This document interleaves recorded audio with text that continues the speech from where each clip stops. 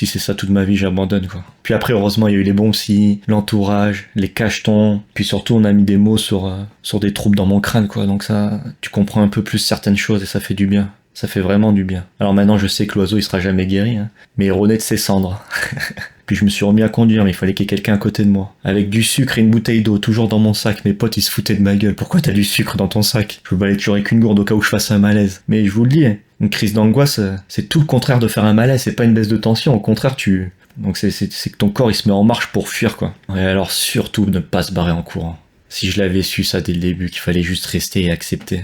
C'est deux mots cons, mais c'est tellement compliqué. Moi, c'est ça qui m'a sauvé. C'est l'acceptation, la respiration aussi. C'est ce qu'on appelle cohérence cardiaque. Et l'acceptation. Et j'ai encore des crises d'angoisse. Mais maintenant, dès qu'elle arrive, parce que j'ai toujours cette sensation de devenir fou de moi, je me dis, bon bah, allez, au pire, je meurs. J'ai passé une belle journée, j'étais bien, bon bah, je meurs. Je saurais pas, je meurs. Et tu te dis ça, bah, elle se barre, direct. Ton cerveau, il a voulu te faire un piège, ben tu le niques. Parce qu'on meurt jamais d'une crise d'angoisse.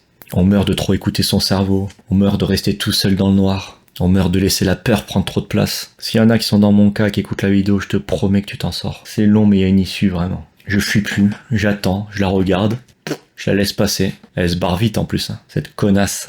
Puis je repars avec mes anxiolytiques dans la poche, toujours. Ça fait des années que j'en prends plus, mais ça fait 10 ans maintenant que je les ai dans la poche. C'est tout con, mais ça rappelle aussi que je vais mieux, que je suis pas guéri, que ça va être long et que je sais pas si je guérirai un jour, mais ça va beaucoup mieux. Ça va vraiment beaucoup mieux. L'oiseau vole à nouveau.